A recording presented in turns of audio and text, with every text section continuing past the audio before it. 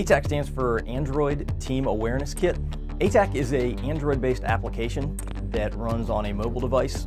That could be a phone or a tablet. I'm gonna do a boat infill on the Bath. We're gonna come over here around, skirt around this area, get into right near the marina, and we're gonna infill right near this gate. We'll breach that gate.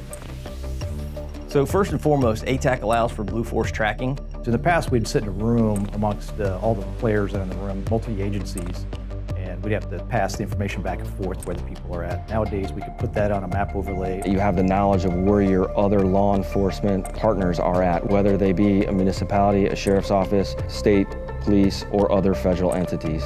Just having the knowledge of where they're located, you know if you're going to potentially cross paths or not, so you're prepared for that. CBP will be able to see what Coast Guard is doing. Coast Guard will be able to see what HSI is doing, out to U.S. Secret Service, outside into Justice and the State Department through the FBI, to include state and local and tribal law enforcement. Simply put, it'll allow DHS components to talk to each other and talk to our state and local partners. The capability that ATAK brings to bear is essentially changing how we do our mission, at least in terms of how we exchange information. It allows our agents to both receive and give real-time information that can be video, that can be still pictures, that can be instant messaging and chat.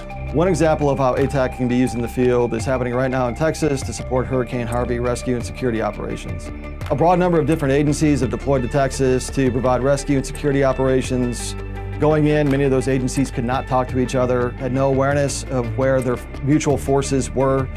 ATAK has helped to save countless lives during the flooding and devastation of Hurricane Harvey, and it has also given the first responders a platform to share information that is real-time and necessary for them to perform their duties. Our guys will set position down this corridor right here on the black side of the building and wait for you guys to infill on birds. We'll go to the half will go out to the south, and we'll just put ourselves on a 5-minute hold and wait for you guys to make the call. Copy that. Before ATAK, agents would have to pass GPS coordinates over a phone, over voice comms.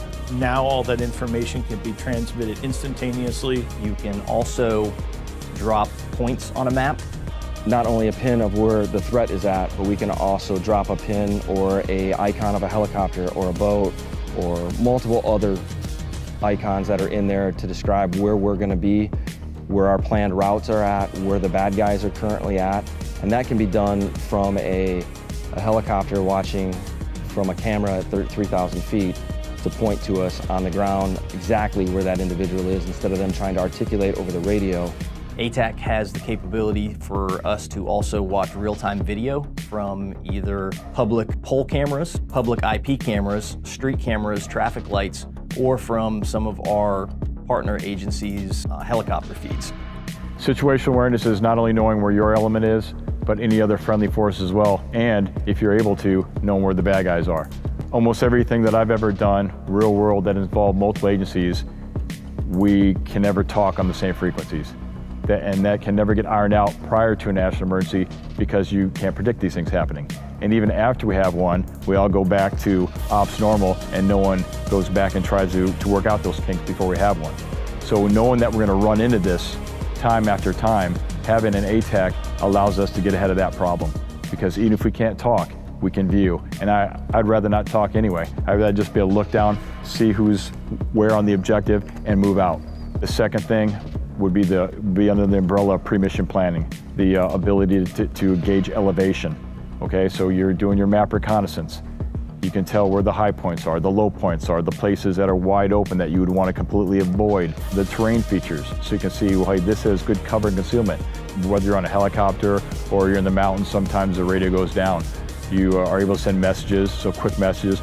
Not that a lot of operators on the X and on target moving are going to want to pull something out and start typing to each other, but even something quick or a pre-designated set of brevity codes you can come up with in your pre-mission planning. So you're just taking the screen down, hitting a B. Well, that B equals something that only the team members know. You have that ability with ATAK. All these things are very valuable for people like me on the ground conducting operations. Two of the larger ones that we've used it for, one was the papal visit to Philadelphia, Pennsylvania, and the other was the Republican National Convention in Cleveland, Ohio.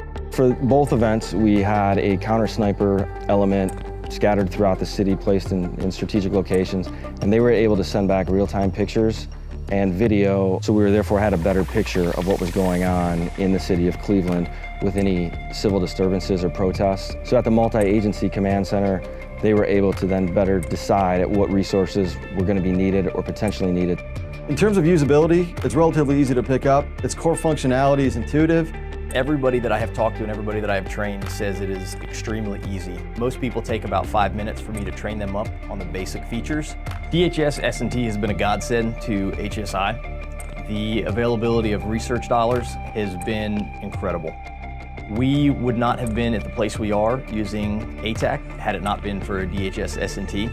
So our partnership with S&T is immensely valuable. We've developed a solid relationship with the Apex Border Situational Awareness Program, which has allowed us to deploy ATAC to targeted environments, receive user feedback, make amendments to the application with the objective of eventually rolling that out to the field on a larger scale.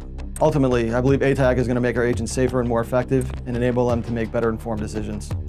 This tool can allow us to respond quickly to a threat, get oriented quickly, and move on it, because time is of the essence.